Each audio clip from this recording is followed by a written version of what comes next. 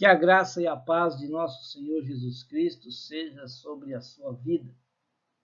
Queremos tratar de um assunto muito importante para a vida da igreja, para a vida de um casal que não vive civilmente, que não estão civilmente casados.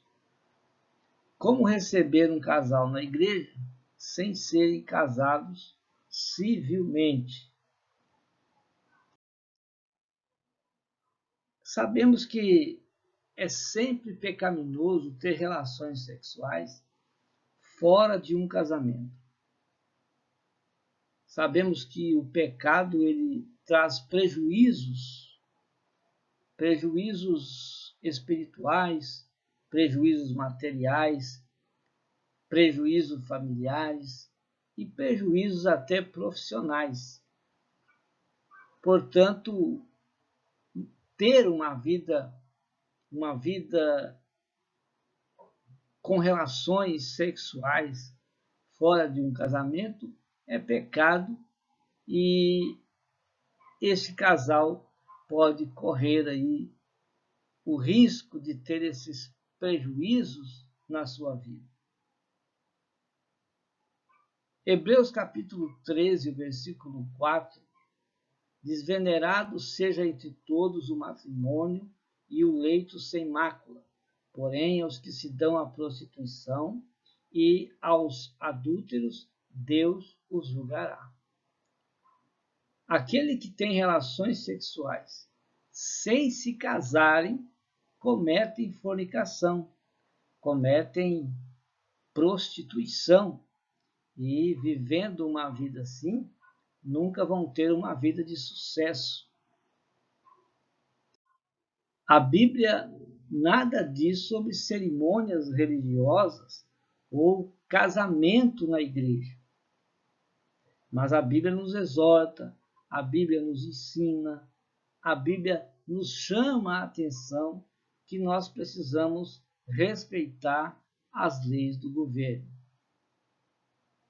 Na epístola de Paulo, na carta de Paulo aos Romanos, capítulo 13, e o versículo 1, ele deixou escrito: toda alma esteja sujeita às autoridades superiores, porque não há autoridade que não venha de Deus, e as que existem foram ordenadas por Deus. Então, as leis criadas pelo governo, elas devem ser respeitadas. Mas aí você diz, há leis que os homens criam, que elas confrontam a palavra de Deus. Estas leis, a igreja não deve acatar. Devemos sempre pregar contra o pecado, pregar contra aquilo que é errado. Mas as leis que ajudam no processo de desenvolvimento, de crescimento, de sucesso da igreja, devem ser acatadas. E esta lei do casamento civil, criada pelo homem, é uma lei que ajuda na santificação da igreja, que ajuda na desmoralidade da igreja. Então, o casal que resolve viver juntos e ter relações sexuais sem casamento desobedece à lei do homem e desobedece à lei de Deus. Por que desobedece à lei de Deus? Porque foi Deus quem ordenou o homem, que foi Deus que ordenou essas autoridades constituídas. Foi Deus que constituiu essas autoridades superiores. Quando você desobedece essas leis, você desobedece também a Deus, conforme o verso que está escrito aí ao lado. É pecado viver uma vida fora do casamento, tendo relações sexuais fora do casamento civil. Uma pessoa envolvida em fornicação e quer servir a Cristo, ela precisa produzir frutos de arrependimento. Quando João Batista batizava às margens do Rio Jordão, ele pregava dizendo: produzir, pois, frutos dignos de arrependimento. Quando a pessoa se arrepende, ele volta para trás, ele faz uma meia volta, volta de onde ele começou, e agora ele começa a andar no caminho certo.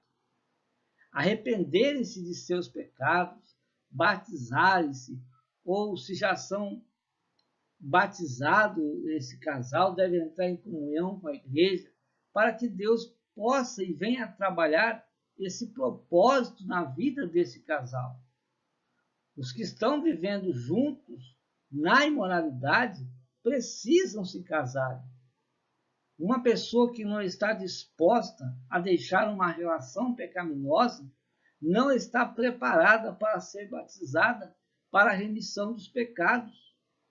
E é necessário, se estão casados, se arrependeram, deve esse casal se afastar um ao outro. Atos 2,38, o apóstolo Pedro, quando pregou um dos seus sermões, ele disse: arrependei-vos e cada um de vós seja batizado. Muitos sugerem que um casal numa relação pecaminosa deve apenas se casarem para resolver o problema e assim fica tudo certo. Antes, porém, do casamento, os dois devem se separarem. Esse é que é o correto, porque arrependimento é isso. Se arrepende, afasta-se um do outro, deixa de viver a vida de prostituição, a vida de fornicação, começa a dar entrada nos papéis para o processo do casamento e até esse processo ser resolvido para que os dois se casem, não devem ter relações sexuais, porque estarão em prostituição, estarão vivendo uma vida de fornicação.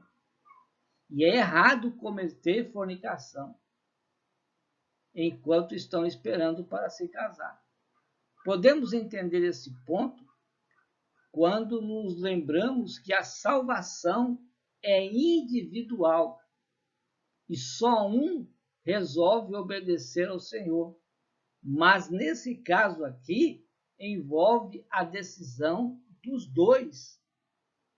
Os dois devem tomar a decisão de se afastarem até se casarem civilmente. A primeira carta de Paulo aos Coríntios, capítulo 7, versículo 2 e o versículo 9. O versículo 2 diz assim: mas por causa da fornicação, cada um tenha a sua própria mulher e cada uma tenha o seu próprio marido. E o versículo 9, ele disse: mas se não pode conter-se, casem-se, porque é melhor casar do que abrasar-se.